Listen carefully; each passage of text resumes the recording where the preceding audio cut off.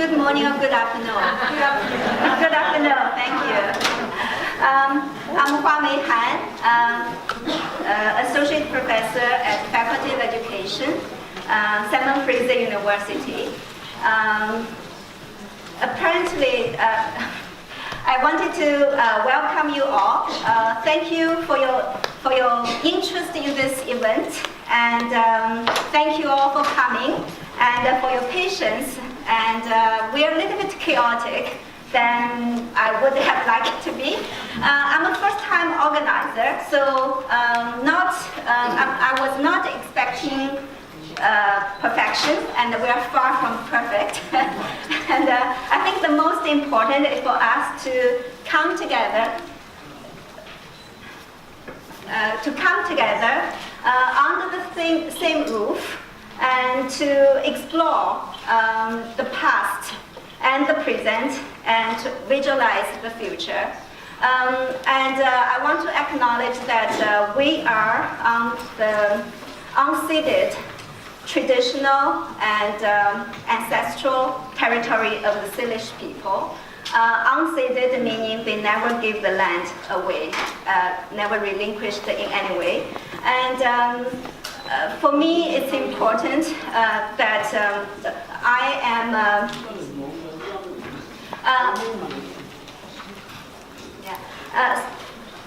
Are the translation working? Okay, good. And Mandarin and Cantonese both working, right? Okay. So I'll be fast, and we're a bit late, so I'll be fast.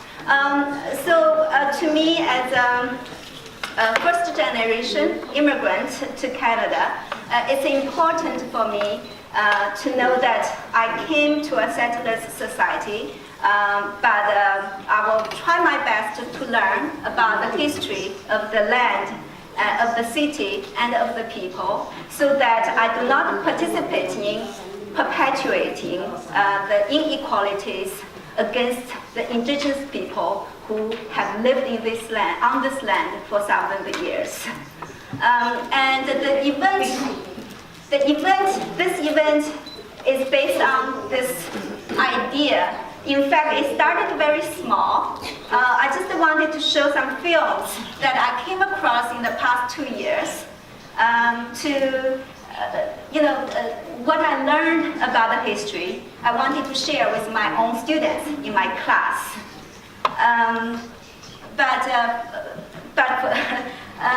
But this small idea grew because other colleagues, other students are interested. I just want to say one thing. There is a little bit of whispering here. It's because people who didn't get a headset, they need whisper translation. We organized a simultaneous translation, but because of parking issue, because many other issues, we are running late, so a few folks didn't get the headset yet. So that's why people are doing whispering translation, so please bear with us. Okay? And during the break, we'll get this all sorted out. Okay? Where were we? Okay, so we started with a small idea to share with my students, and because of the interest of other students and other colleagues, and I also wanted to invite the people, particularly the youth activists in Chinatown, and alongside the seniors, low-income seniors, have been fighting against gentrification in Chinatown. They inspire me, and I wanted to invite them to have a conversation with my own students. In order to do that, I had to buy the films. I had to buy the public screening rights. So, if we are doing all this, I thought I would just open this up to a much larger audience. So now we are at a 200 people theater. For a first-time organizer,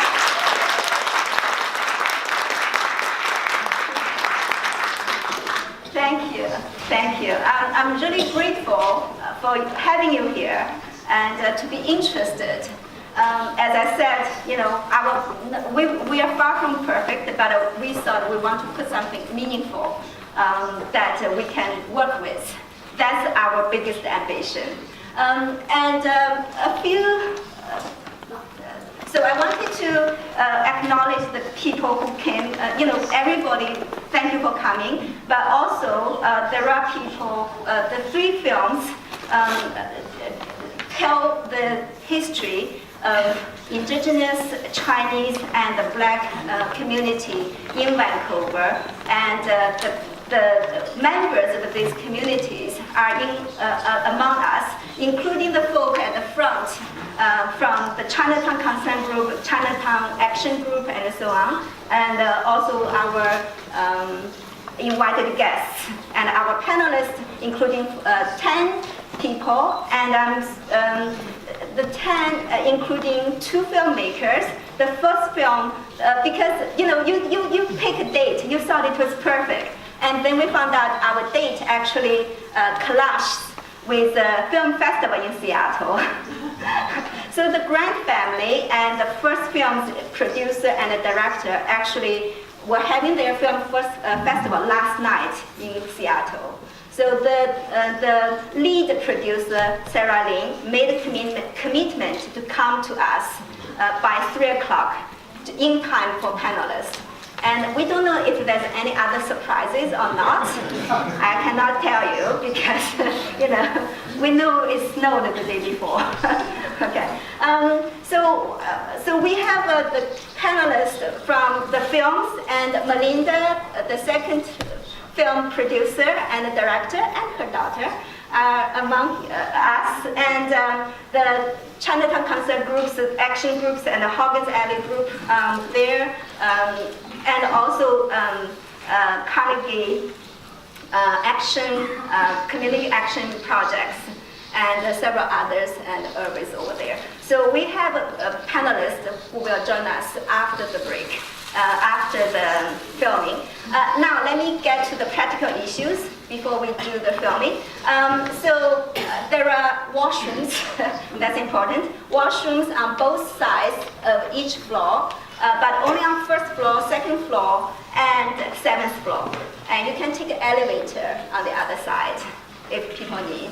And also because of the generous support from David Lam Center, we are able to offer a real tea break with real tea and some snacks, and so that is scheduled to start about 3:15.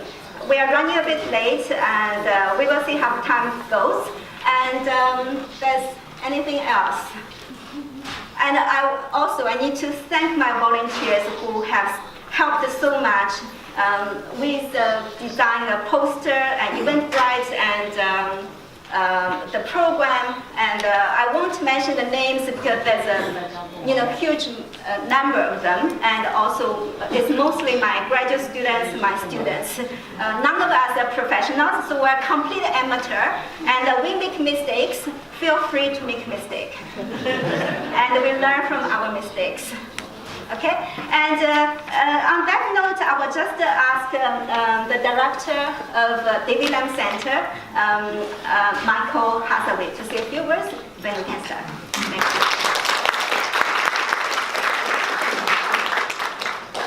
you. Thanks so much. I only heard about this event a few weeks ago, but when I heard about it, I was so excited, and it's quite an ambitious project. And I'm really interested in projects too that are bringing together different communities within Vancouver. As the director of the David Lam Center for Studies of Asia Pacific, our work at SFU is to connect the broader community, faculty, and students together to think about in more nuanced ways our relations with the Asia Pacific. And so I think that this kind of event with the films and discussion and a whole number of other avenues really represents some of the kind of best activities that we can imagine. So I'm really excited to support this today. Thanks.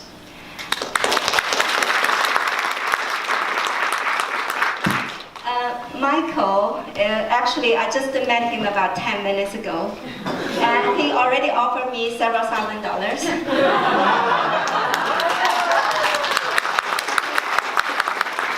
So that's the best kind of a supporter you can have. Yeah. on that note, on that very helpful note, and let's start.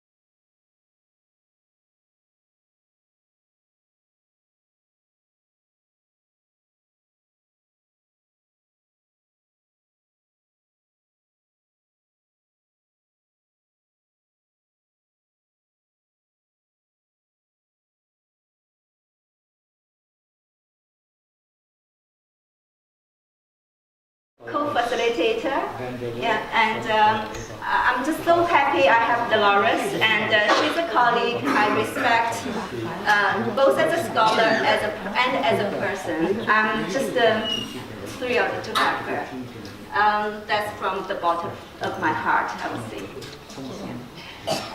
Then we have Sarah Ling, and so what I asked the panelists to do is each of them speak for about 3 minutes, and they will see, what their relation with the film, and what they want to see about the other films, if they want to, and what they think about the past, the present, and the future. They can skip any questions, but they can also see anything they want. But we keep them for 5 minutes because of time constraints. And after the first round, we will see if we open the floor immediately, or there's things we need to discuss on the floor. And there are a few folks at the back end of the table, they need to leave by 5. Okay, so we will need to get going pretty fast. So Sarah, would you mind starting? Hello everyone, and thank you Huamei for the kind introduction and for hosting all of us. I'd like to recognize that we are on the unceded lands of the Musqueam, Squamish, and Tsleil-Waututh peoples, and a lot of my work is informed by my friends and colleagues at Musqueam, particularly. I think in terms of, I should say that I'm also the producer of All Our Father's Relations, which was the story of the Grant family at Musqueam that showed earlier today. In terms of, thank you, that's very nice. I just came back from showing it in Seattle, so I'm really glad that you got to watch it as I was driving down the highway. In terms of past, present, and future, I think for me, reflecting on the past and perhaps what my own relatives' connections were to settling in Prince Rupert on Tsimshian territory was an important starting point to look at my own learning curve as a Chinese Canadian raised on Tsimshian territory, and what I could do to collaborate with communities here in Vancouver, particularly Musqueam, to further that storytelling for people in the present. And so for me, it's really important to do storytelling as a way to think about our history here on unceded territories and what our past connections have been and what we can do together to build a better future. And so with the story of Chinese market gardening at Musqueam, I think the film showcases a lot of unique collaborations and relationships that were interdependent and reciprocal, and it provides a different model for looking at how we can coexist together, what conversations need to take place. For instance, can I come here? Can I work in your territory? And so that's really the direction that I strive to follow in the work that I do. And I hope that in terms of the future that more of these dialogues can occur and others are inspired to look inward and also to project those stories outward for these kinds of collaborations and critical discussions to occur. So with that, I will pass it on. Okay, thank you very much. Yes, maybe we will, thank you so much. Maybe we'll pass to I also wanted to acknowledge that I'm an uninvited guest on the territories of Musqueam, the Tsleil-Waututh, the Squamish peoples. which is important for me to say, even though that I'm born and raised in now what we call Vancouver, BC, Canada, and I plan on living the remainder of my life here, I'm still a guest. I come from the Niska, the Tlingit, the New Channel, and the Haida peoples. That is my past. Those are my ancestors. But you know, I'm not supposed to know that. My traditional name is Gwengara Amagut, but I'm not supposed to have that. And why I'm not supposed to have that is because the very foundation of Canada is based upon white supremacy. It's based upon European notions of private property.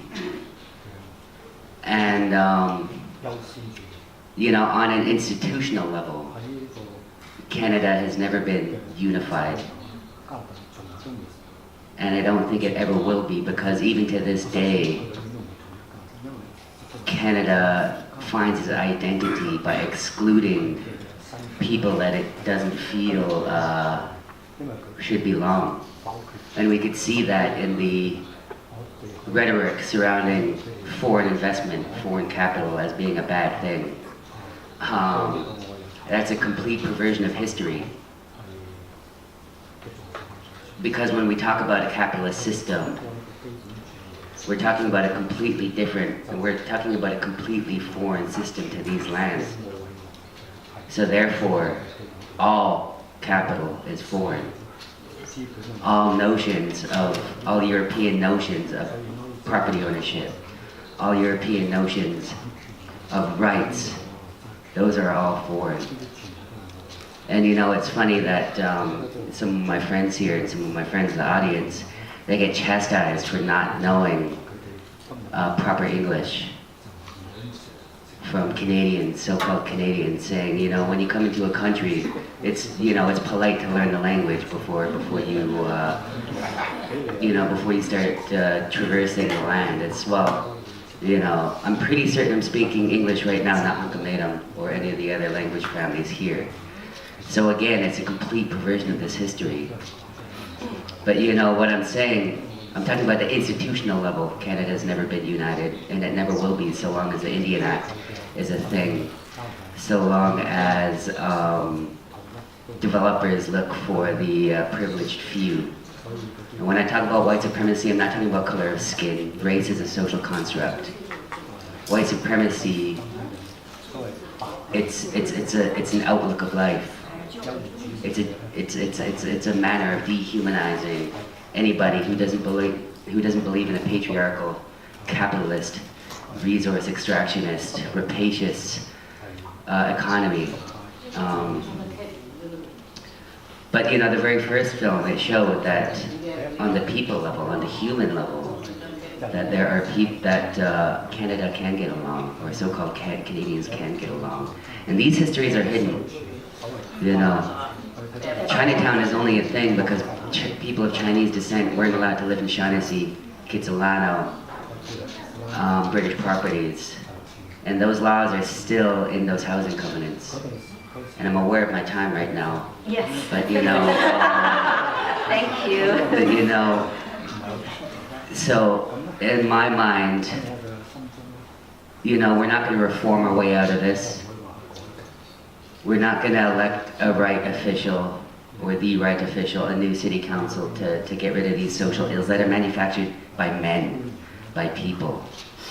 You know, what we need is a radical redistribution of power and a radical redistribution of wealth from the bottom up, not from the top down. Because you and I sitting in this room, we know how we can make relationships work.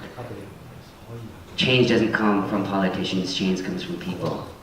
And the politicians sign the documents reflecting the change that has been made by us. So what we need to do today and tomorrow is be the change that we need to see, that be the change that we want, and work together like we have, despite miscegnation laws and all of that, and build the future we want to see. I hope.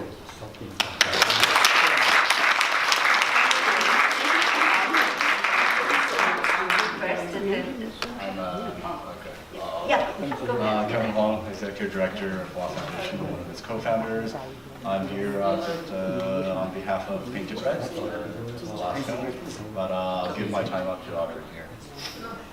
I think the mic's not on. That's okay, that's fine. Is it on now? Okay. So first, let me start by saying Haitsapka to each of you for being here, to the panelists for taking your time, your energy, for sharing your experiences and bringing, as I like to call it, your magic and medicine to the room. I also say Mitsa Kwatquilum Atanash Makwima Tamo Tanawel, I Quinishquello and Quincy Quitsnala, Sakam Tanat Hornsqui, Snitsan Humasquium, Almahai Hoikton, in August, Kanasifa. That's who I am, who I come from. And the work I do, I am often called an activist. I am often called a troublemaker. And I think the number one way to describe the work I do is that I listen to my ancestors and I carry on the work that they have for me to do. And that work touches on a lot of the issues that connect not just our suffering, but our survival as panelists and each of the people that we represent here. A lot of my work is in the downtown east side, forced displacement, housing, raise the rates, survival sex work, poverty, forced displacement, genocide, gentrification. These all existed within our communities as the First Nations of Vancouver in order for Vancouver to exist. Vancouver, like all other developed cities around the world, exist because not just of colonization, but because of genocide, as is evidenced in the decision to clear a white man of killing a 15-year-old girl, Tina Fontaine, a couple days ago, and 2 weeks ago, Colton Boushie's murderer found not guilty. Genocide continues, and it takes on many different forms in different times. Each of our communities, whether we are Chinese, Japanese, East Indian, a lot of the European communities, First Nations communities, the Gypsy communities, we exist in the pockets we do because, as Herb said, we weren't allowed to be anywhere else. And yet, we're still here. So to each of you who haven't just survived but are working to do good and leave good behind you, I raise my hands and I say Haitsapka for not just honoring your ancestors' ways, but the ways of my ancestors. My ancestors are in this land. That gives me a special connection to the land as it would give you on your ancestors' land. And I want each person in this room to be connected to the land and the people that they come from. Because that disconnection is how genocide continues. The disconnection, the dehumanization, the commodification, and the devaluing of life, not just human lives. Site C Dam, one of the first acts that one of the first crimes that was committed was the workers were ordered to cut down a tree that was nowhere near the beginning work site that had an eagle's nest with a couple of babies in it. They didn't need to. Why? Because life means nothing compared to $1. Well, we're here to say, no, life indeed has a greater value than $1, and it's exemplified in the work that each person here has done. So connecting the dots, as I said, not just in our suffering and not just in our survival, but by the fact that we're here doing good work, that we care, that we're knocking down walls and that we're building bridges. When we speak of the Chinese market gardens, we do tours at Musqueam, and one of the included areas are the last remaining buildings from one of the many market gardens that existed there. My grandfather, that was 5 acres of my grandfather's land that was leased to 2 Chinese families that were brought in to try to turn us into farmers so that the corporation and the government could have access to what they call the Fraser River. When my grandfather didn't have food or money, he would go and he would pick up rotting fruit from the ground and bring it home for my grandmother to make a meal for our family with.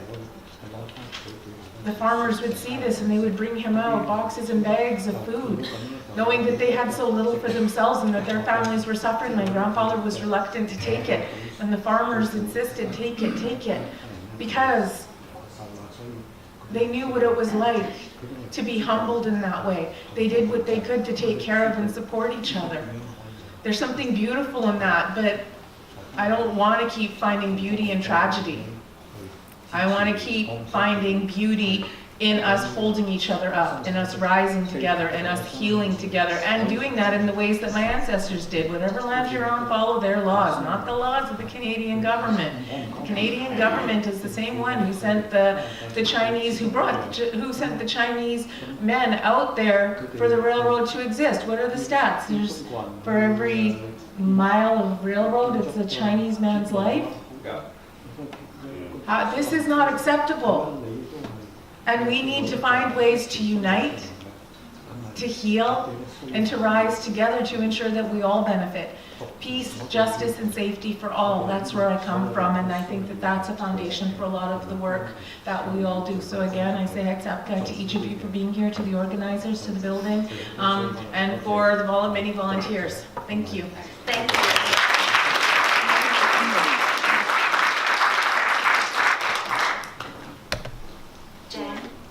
So, hi everybody, I'm Jean Swanson. I'd like to start by acknowledging that we're on the stolen territory of the Squamish people, the Musqueam, Tsleil-Waututh, and Squamish, and thank them so much for allowing us to be here. I'm a volunteer at the Carnegie for the Carnegie Action Project and for Raise the Rates. I've been working since 2006 specifically to try and get more and better housing that downtown Eastside residents can afford. And before that, I worked in the 70s at the Downtown Eastside Residents Association on some of those same issues.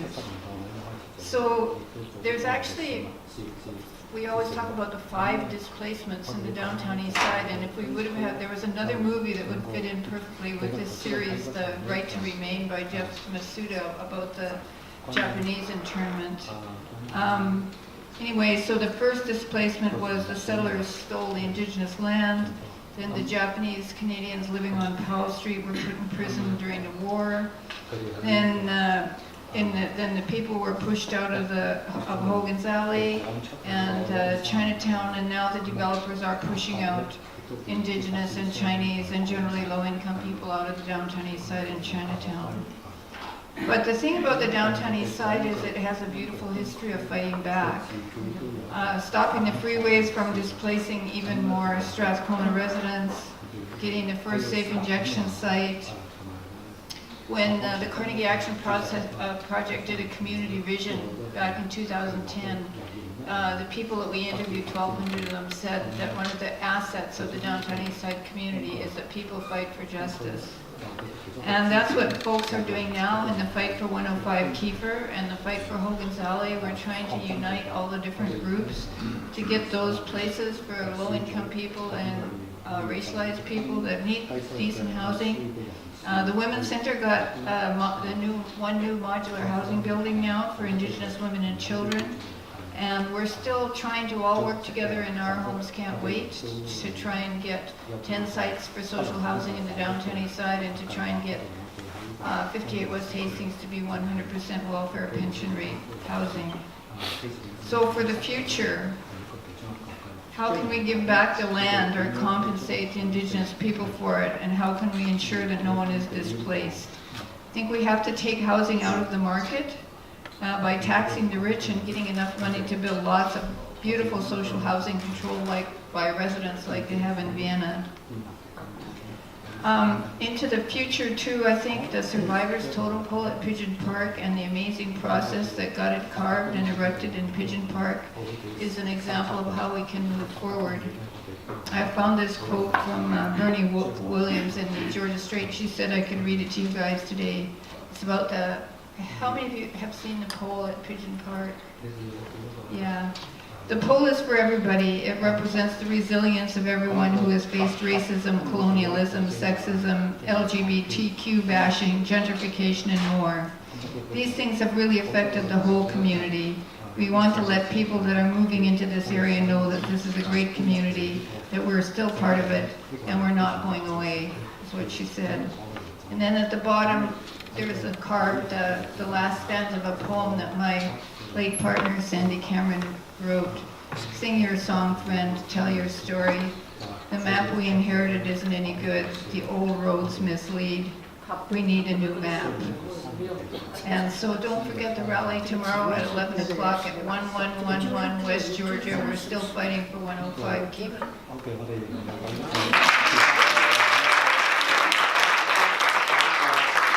Thank you. Next is 李老师。Good afternoon, I'm 今天的 Yurong. 电影对我的帮助非常大，我更明白了Chinatown是来之不容易。我们华人在这里打造了一个中国城，这是来之非常不容易的。他们在这里打造Chinatown，也受外来的歧视，受加拿大。Yes, so, 李老师，你可以说一段，停一段，我可以翻译，好吗？Okay. So the films this afternoon were very helpful to me. They made me understand even more how difficult it was for our ancestors to build the Chinatown. I think I'm missing a lot. Sorry.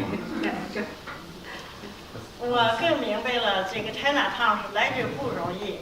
我们今天来维护Chinatown的完整，不应使服务商在这里打造高楼和豪华的虚设。我们这里都是低收入的人，高楼豪华我们买不起，租也租不起。我们的这个地方需要打造廉价房屋。我们首先要帮助那些无家可归的流浪在外头的人，帮助他们。他们也是人，他们应该有他们住的地方，有他们自己的家。他们现在没有这个家，我们应该为他们着想，为他们向政府求政府帮助他们。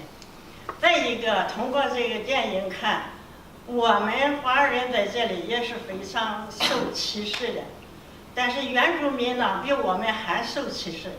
原住民他们原来住到这里来了，被人赶上走了，这样更受到一个更大的歧视。我们承认这是原住民的领土，我们现在就在原住民没有交出的领土上，我们承认这一点。Thank you. Let me translate. So basically, it was difficult to build Chinatown today, and today we cannot allow rich people to build houses, build condos in Chinatown because Chinatown has been for the low-income people, and those high-priced condos we cannot afford to buy, nor can we afford to rent. And from the films today, I learned that we need to have priorities. Our first priority should be helping the homeless. The homeless people are people too. And they should have the priority. We should ask the government to help the homeless people. The second point is, starting from the film, I learned that Chinese people historically were discriminated against. But the indigenous people in this land, they were discriminated even more, even worse than the Chinese. And the indigenous people, they never gave away this land, and now we are on their unceded land, and we recognize that, we acknowledge that. 李老师可以继续。我们今后知道这些历史，我们今后呢更加注意关注Chinatown，我们永远保护我们Chinatown的面貌，永远不改。Chinatown 是中国人打造的，打造出了Chinatown的时候，我们中国人拿着人头税在这里打造的，是非常非常不容易的度日。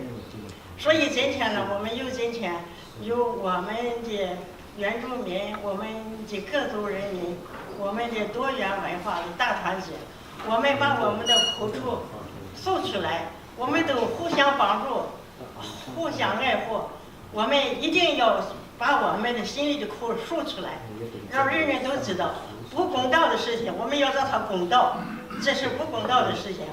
现在你想再来吃份唐人，在唐人街上把唐人的商业户啊，把这个盖房子呀，这一些行动，我们继续反对，不是说现在他继续反对，一直到胜利，永远保护了这个Chinatown。Thank you. So the third point is, after have learned history today, I would think in the future we need to pay more attention to Chinatown. And this Chinatown was built on the back of the head taxes that was charged to the Chinese people. And in today's more diverse, more multicultural Chinatown, when we face discriminations, when we have bitterness, we must tell our bitterness. We must let people know how bitter we are, and we must share the difficulties we have, the discrimination we experience. We must help each other, and we need to work against all injustice to make it just for people. And historically, we were discriminated against, and today they continue discriminating against us. We shouldn't let that happen, and we will fight. We will fight all the way until we succeed.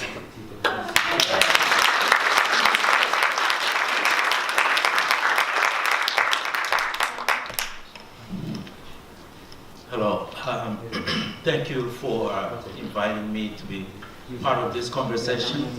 I really enjoyed those 3 films, and I think that this is something that we need to do ongoing so that we can get to know each other better. I agree with Jean that next time we should include the Japanese community, because they really suffer tremendously when the businesses and property was seized and sent to an internment camp. But what's remarkable about the downtown east side and the Japanese community in particular is that they have come back, and they keep coming back to celebrate the Power Street Festival. 3 years ago, when they were getting ready to do this annual festival, there was a tent city in the park, and the tenters were ready to leave and allow the festival to proceed. But to the credit of the Japanese community, they said, we've been displaced once, we won't displace anybody. And so they insisted that the tent city stays and that they share the space. And the festival went on. So this is really significant, and I would like to see us continue to show solidarity, to be part of this struggle. I work at Carnegie Community Action Project, and I'm involved in a fight against gentrification, to fight against a city that's displacing people based on income. Poor people are being priced out of the communities, and the place has become unlivable because not only you lose affordable housing, but you also lose affordable shops. It's really critical that we continue to fight together. I sit on the Hogan Zali Society board, and I've been part of the Hogan Zali working group, working with the city to redesign the future of Hogan Zali. As you all know, as the film talked about, there was a black community here in Vancouver. It was adjacent to Chinatown, as you saw, and and then the urban renewal came. Now, I want to make the point that it says here that in 1960s, city planners, as an example of urban blight,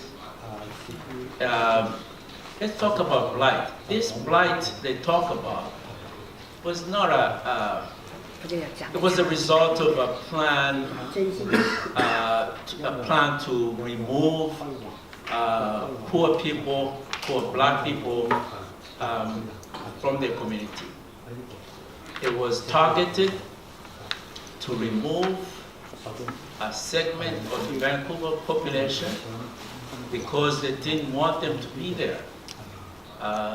If they wanted to build these viaducts, they could have done it in a way to protect Hogan's Alley, but they went straight through, and black people lost their core.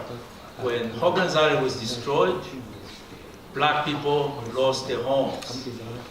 And for 50 years, we've been looking for a place to live, scattered all over Lower Mainland. Some people, in fact, went back to the States.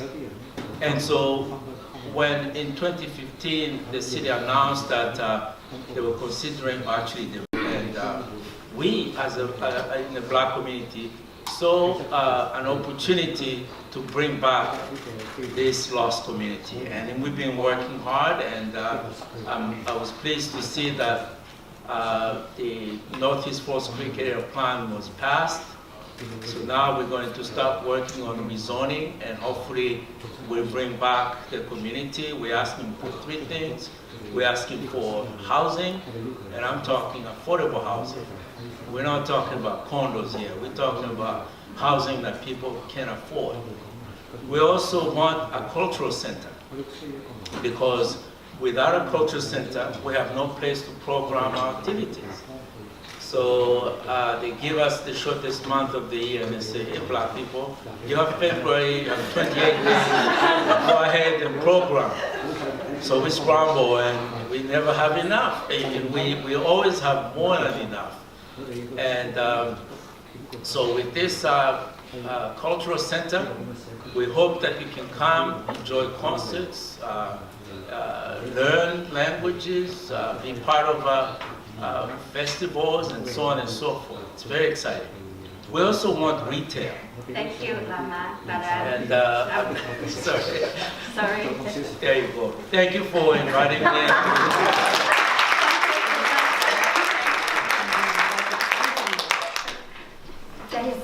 大家好，我叫梁詠詩，我係華埠行動小組個組織人員。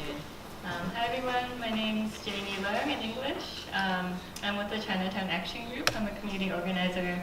And I'd also like to begin by acknowledging the unceded territories that we're on, the Musqueam, Tsleil-Waututh, and Squamish, and also that a reminder that Chinatown and the neighborhoods we're talking about are also located on land that has been stolen from indigenous peoples. So Chinatown Action Group is an intergenerational group that works to organize people around social justice and to build people power. And our work right now is focused on centering the voices, the issues, and the leadership of the Chinese working class against displacement and gentrification in Chinatown. And I thought it was so great to have these three films shown together, because I think it really demonstrates how our liberation is bound up in each other's, and these issues are so interrelated and caused by the same structural causes that we have to fight together. And I think historically we've seen so many efforts to divide and conquer our communities, even starting with the workers in the early 1900s, late 1800s, where there's actually quite a lot of unity between the early Chinese workers and the poor white workers. And there were some instances where people went on strike together, and that was really powerful. And I think it wasn't just interpersonal conflict that caused that divide. It was actually very explicit strategies to scapegoat Chinese and then give one group certain privileges, white privileges, that allowed that divide to happen. And I think we still see that very much today.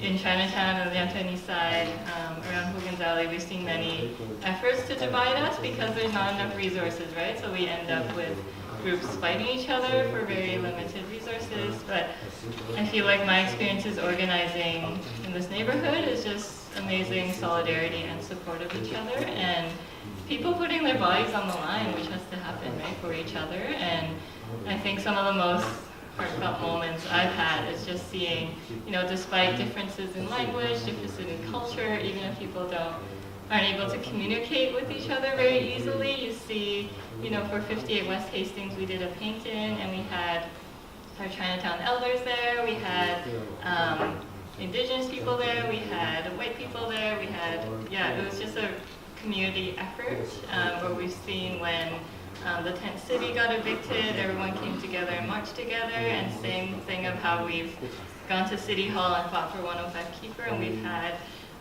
people from our community of all backgrounds come and support as well. So I think these are really important relationships and important solidarity that we have, and I think this is what we have to do moving forward. And also the people that are going to be most negatively impacted, like the front lines, they need to be at the front. Their voices need to be leading the work that we do. We should be centering our work around their voices. And so a lot of what we're trying to fight for is just basic accessibility of all these processes, all these decisions, all these policies that are happening that are in English and not accessible to working class people. So trying to push for that. Stone Douglas High School senior Brandon talking about yeah, maybe that's time for it.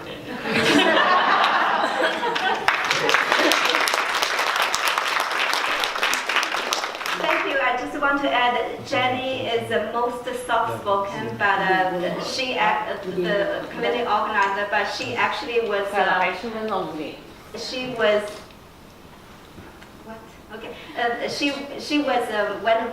one of the few people who actually were prevented from going to the public hearing at the City Hall for the 5th time for 105 paper. This soft-spoken woman was prevented from going to the public hearing. I just want to add that. Thank you.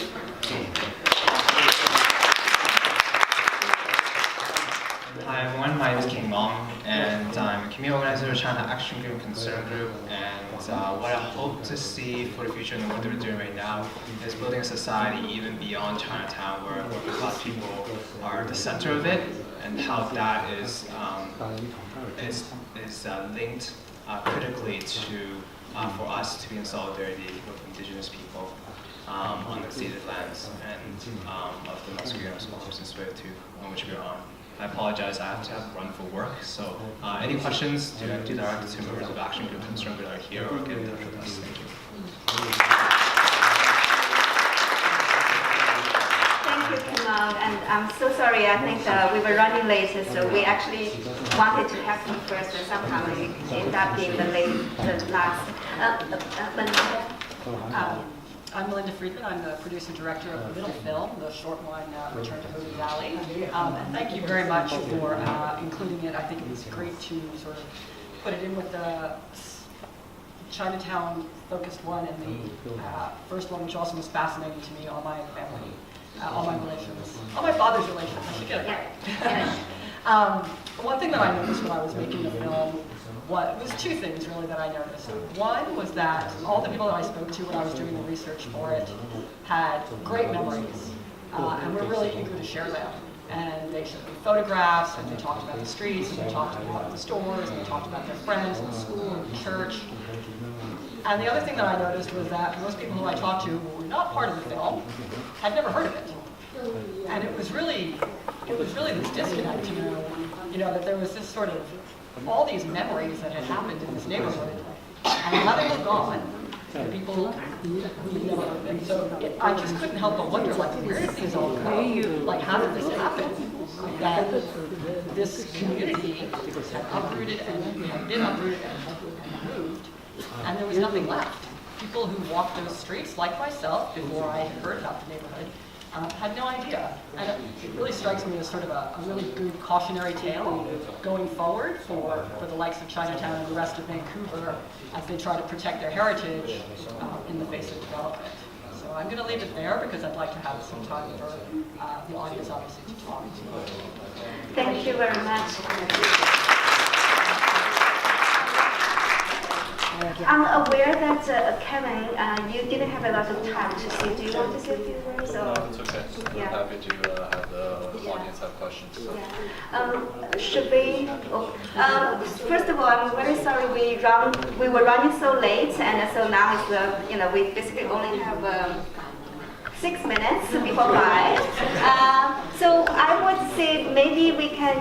So the room is booked for extended time, but I know people are tired, and if you want to leave at 5, feel free. If you want to leave let's go until like 5:15 at least. I think most of the panelists, I hope you can stay for a little bit longer, and the audience, if you can stay longer, that would be great. Shall we open the floor? Dolores, do you want to see a few things? I'll just make a few points. Yes, please. All right, thank you.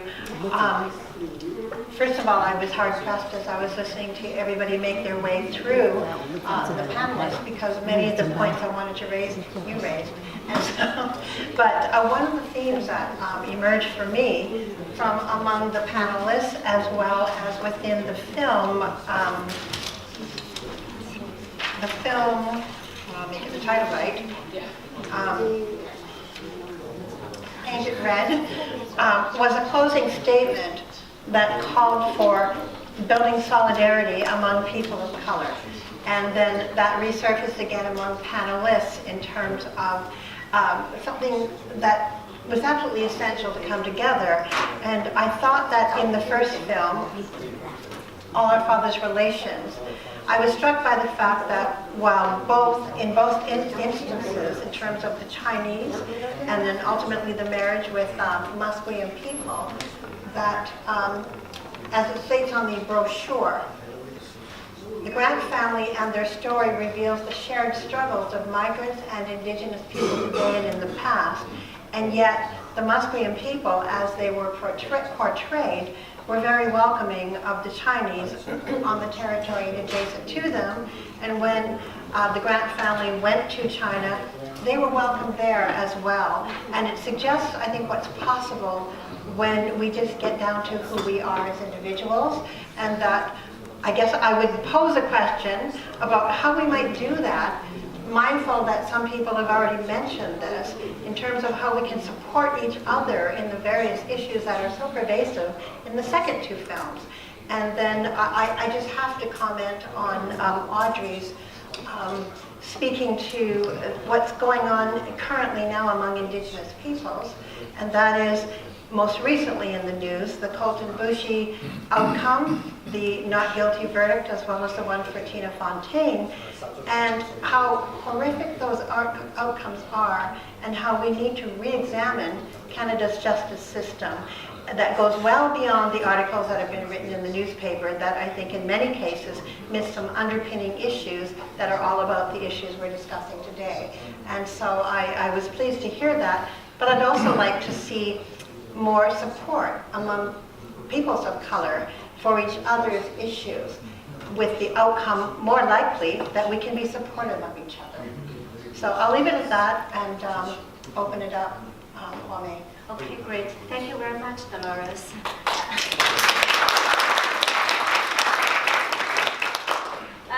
Yes, I think I also have some things to see, but I think we really need to open the floor and the people stay because people are interested. So for the interest of time, please be, kind of brief and to the point, and thank you very much. Thank you, the first one. Very briefly, Yeah. I learned a word recently, decoloniality. What I just witnessed is a living, breathing example and experience of decoloniality. Thank you. Thank you so much. So if you have questions, please line up. We have a floor mic on both sides. And so this side is... Hello there, good evening everyone. And my name is Ben. I'm a former president of the Multicultural Society. I'm glad to be here today to, I've been following up actually on the Chinatown protection and I'm very much interested, totally in support of Chinatown. I visited Chinatown hundreds of times. You know, visited the facilities, the fruit and vegetable shops and everything. I'll tell you in a minute, I have one issue with my visits to Chinatown, by the way.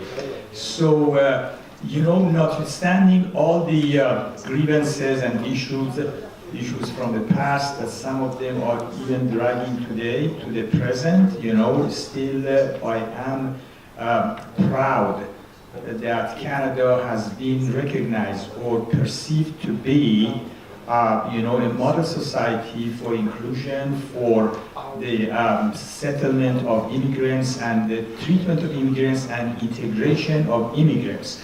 And we need to work really further on that as well. You know, we have come a long way during the past several decades to get to this point, and there are still issues around here. One word that I have with Chinese community is actually here that, you know, when we talk about racism, racism is not only the version of white versus colored, it's also immigrant versus immigrant. You know, so I really want to encourage, I mean, you know, now, imagine if you are invited to a party, a dinner party of 50 people from different backgrounds, including Chinese. And Chinese people, you see, they are only talking to the host and only talking within themselves. You need to expand your horizons and arrive at coalition with the other immigrants. You know, I have been told, you know, that Chinese people want to be only communicating within themselves and with the white people. So reach out to the other colored immigrants, you know, and that's going to be a great support as well. Dolores right now said, you know, about reaching out to the, you know, colored people support, you know, and Lama was also talking about the Japanese involvement in Chinatown. You know, that's something that we need to do, to reach out. We need to bring the problems from the closet, out of closet, open them, although we may say that they are not politically correct, to deal with them, to resolve. Yeah, thank you, sir. Thank you, sir. This is great. And now, I didn't finish my point. I've been to this Chinese shop, believe me, 100 times. I've been curious about this fruit or this vegetable. I called the attendant. Can you please tell me how you cook this kind of zucchini or this vegetable?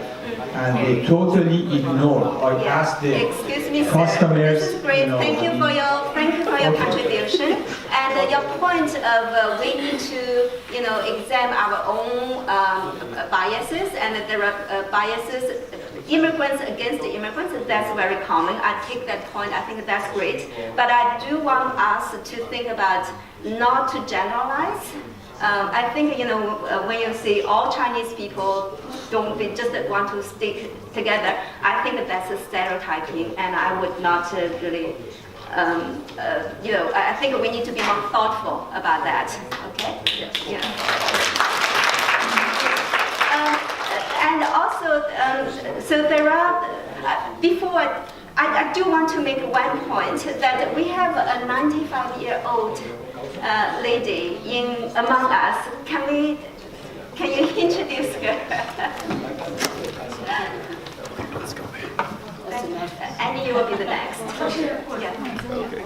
Yeah, maybe, yeah, bring it too. Hi, this is my mom, Huang. She was 1923. She was born.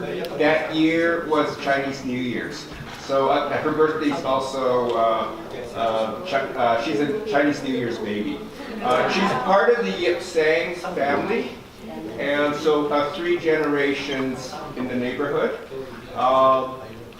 Yip Sang was the contractor. He connected the labor that was required for building the railway. And now acknowledging what Audrey said, like for every mile, 1 Chinese person died. I also wanted to say that her story about sharing food, that's very much connecting community, and it reminds me of the help that my grandfather gave, not just giving people work, but helping them find a home. He was the informal post office. If the white people couldn't read what looked like Chinese writing, it went to his shop, and he delivered Sometimes they couldn't read, so he translated. The farmers, many years later, would say, thank you for helping us with the start, and here's an extra crate of cauliflower. So my mom would say, yeah, and they had a big pot of cauliflower soup that day. So thank you for putting it together. Sharing food, I think, is a start, and Caring tea, about each other. and it really raises the spirit for everyone. Thank you. Thank you so much for coming, and thank you for being here. Thank you. Yeah. My question is more onto the political realm. So Jean, you ran, and it was such an inspiring campaign that you did run. And the fact that you got second, there's a lot of hope there. So I'm curious about, yes, in all groups coming together, right, and sharing these stories. I mean, how powerful is it to hear, you know, in all the movies, right, to see that sharing, to see that amazing culture. I want to know Chinatown Action Group, Hogan's Island Society, all of these. Is there a plan to really push the political agenda? And as much as we want to like destroy the entire system, how can we also infiltrate that system? Because Jean kind of put her hat in the ring and almost got there. I want to know, is there a movement among the rest of you to kind of bring together that solidarity and that collaborative action to that political level? Thank you. Jen, do you want to? Oh, anybody else? Anybody on the panel want to? Yes, anybody. Yeah, anybody. Infiltrate their system. We're doing this in Homes Can't Wait Coalition. It's a coalition of residents, individuals, and groups that have come together to rally around the fight against gentrification and social justice and human rights. Because I think for us, housing is the beginning of everything. Without affordable, dignified housing, we have nothing. And so it's important to coalesce around this action, and we hope you can join us in the future, because it's really crucial that we send a strong message to City Hall that housing is a human right, not a commodity, and that collectively we can fight to solve this problem. But also our fight should honor the history of the people from this land, that it's a shame that us immigrants who come to this country, we are witnessing First Nations as victims of gentrification of this housing crisis. So I think at the end of the day, we need to solve this problem, but really make sure that we put a sustainability lens on it. Thank you. Thank you, Lama. I have a completely different perspective on this. Well, I understand and respect and acknowledge all of the hard work that goes into the people who try to, as you say, infiltrate, to bring a good input, to shine a light in what is an inherently racist and corrupt system. The Canadian electoral system is so pervasive. It's invaded every reserve community that I know of. The fact that we have a chief and council that reflects the same thing as what we see in all the levels of government outside. When we had our own ancestral ways of living on the land, and we survived and thrived within those for well over 10,000 years. We didn't have the genocide we have now. We didn't have, of course we had the droughts and famine at different times, but we didn't have the number of species that are going extinct. We didn't have the toxification of the land and water. We didn't have the extreme forced divide between communities, that within our longhouses we had several families living that reflected all of the levels of society. The Canadian system will only, the Canadian system of elections, government, policies, law enforcement will only ever continue to do what it's always done, which is eradicate the people that are in the way of gaining full and free access to the land for the benefit of the resources, the commodification, the dehumanization, the themes are everywhere. So while I am also aware that completely switching to an alternative system that eliminates the need for what is now commonly accepted as the only way We do need to look at alternative options and ways of including what works for everybody and comes at the benefit of none. Because I don't accept Canada existing anymore at the expense of my women. Murdered and missing women, it's a real thing, not just here, around the world. So we need to recognize that the benefit of a few cannot continue to come at the expense of the mass majority. We are the 99%. All we need to do is rise. We need to heal, we need to unite, and we need to set the terms for our existence, not be dictated to about it. But that means working as one, that's a must. And that's not an easy task. So the sooner we start and the longer we all keep working together, it is possible. And I don't want to define it as a Canadian system or a First Nation system. I choose to look at it as what works for all.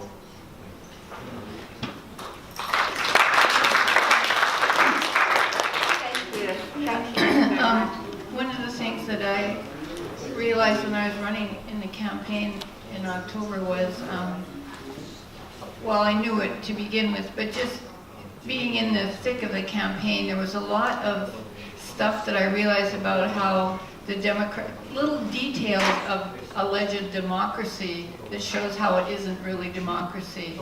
Like the fact that we don't have a ward system in Vancouver, the fact that permanent residents can't vote, the fact that there was no voter enumeration, so most people didn't even know an election was going on, the fact that there was way fewer polling places and nobody got notified of where their polling place was.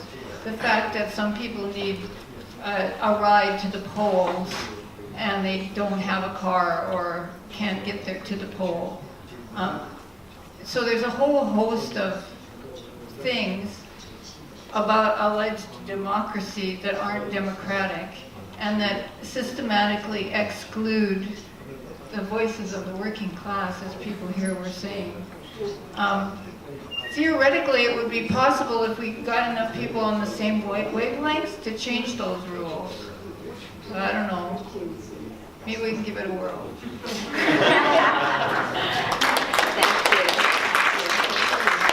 Thank you. Your question. I just wanted to say, when you think about Maslow's hierarchy of needs, shelter is a need. It's a basic need. And this turning housing into investment and, you know, driving up the cost of land that people can't rent, people can't own, small businesses are moving out. And to me, it's just evil. That's all I'm going to say. It's evil, and I want to cheer for their hard work, for putting themselves on the line. And another comment I wanted to make is that all the rights and advances we have in our society is because of working class activists, not because of some elitist who decided he wanted to be nice and kind and decided, oh, let's see what the little people want. So I just want to thank you all for putting yourselves out there and for, you know, strength in numbers and keep up the good work. And any way I can support you, let me know, and us too. Thank you.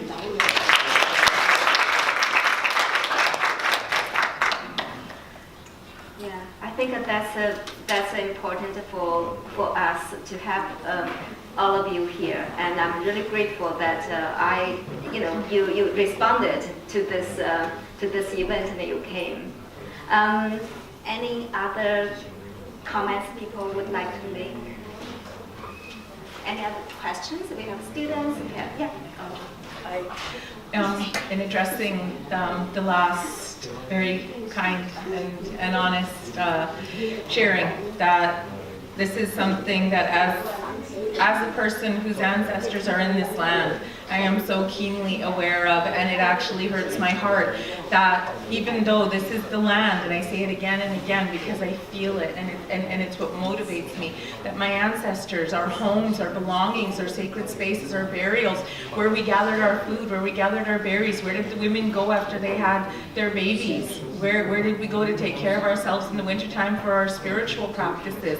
It's all buried underneath what is Vancouver, and now we are some of the largest percentage of homeless people here, that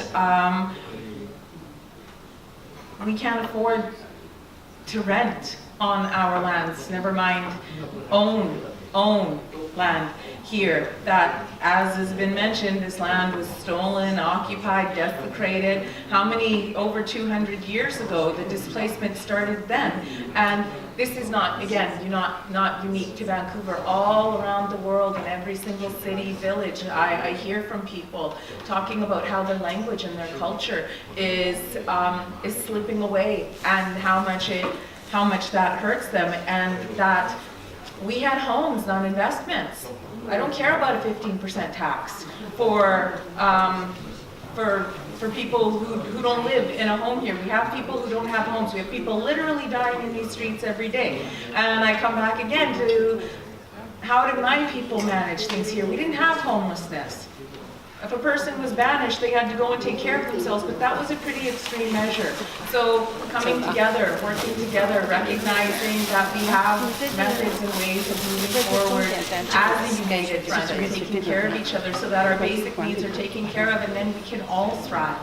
That is not just coming from a place of love and peace. That's a place that's coming from a place that's interested in what's in the best interest of all, not just a few. And that's going to require those who have giving up or being stripped away the benefits that they have at our expense, so that everybody can at least have the basics. Thank you. And it's powerful, what you shared. Thank you. People are going out. I do want to thank everybody who came and take care and walk well. And Dolores. Yeah, just one last comment. I too was remiss in not acknowledging all of the hard work that everyone on this panel is doing and has been doing for some time. And I want to emphasize one more point. It was raised by Herb on the panel regarding this question of language and speaking your language. It came up in one of the films regarding the absence of awareness of members of the dominant society as to why it is immigrants don't necessarily speak English or speak it very little, and the assumptions that are inherent in those utterances, and a complete lack of awareness of the conditions that don't enable learning the language. It just reminded me of a quote by Jeanette Armstrong, Okanagan scholar, who said, "It's racism when I'm in a meeting room and I speak my language and no one can understand me." And I think the same would hold in this case as well. And so just by being here, I think it's preaching to converted perhaps, but at least people are hearing these multiple different perspectives and hopefully gaining more insights. And I want to thank as well Huamei, your organization of this event, as well as all of the volunteers that work with us.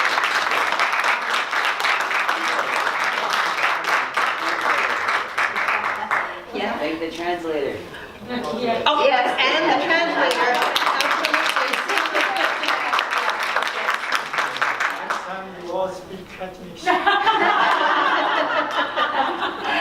Yes, we have two Mandarin translators at the back and one at the front, and we also had a volunteer translator who just left. And language is a huge issue, and I'm a applied linguist. And so, what does language to do with equality or, justice and so on? In fact, language is the least understood terrain where inequality plays out, where all the stereotypes, all the assumptions, very subconscious. So accessibility is a huge issue when Jen mentioned about the democratic system. And in the entire fight of Chinatown against the 105 Kiefer and so on and so forth, and I saw firsthand how these low-income Chinatown seniors were purposely excluded from the process that actually are going to result in something that directly affects their life, their livelihood.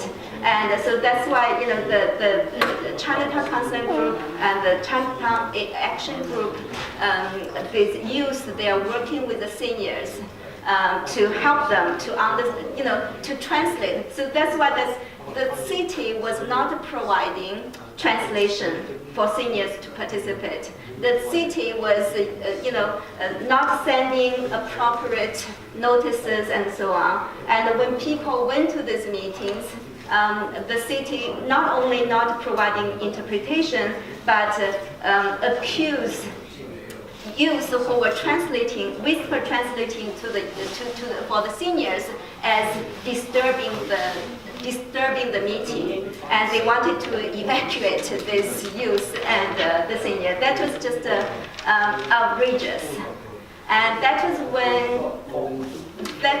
when I, as a applied linguist, saw how language is directly, related to justice on the ground.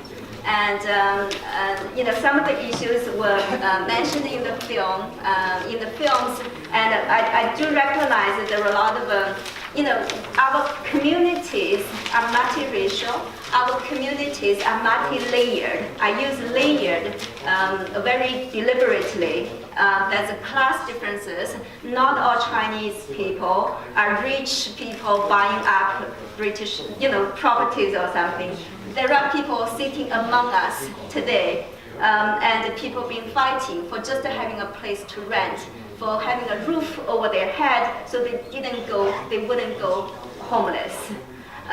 So we need to recognize this. We need to recognize the kind of conflicts within each group, across different groups, and the so-called divide and conquer happens both across groups and within groups.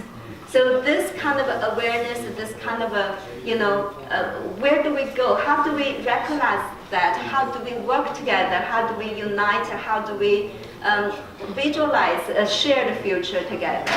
That's what I would hope that we all continue thinking when we walk out this venue. And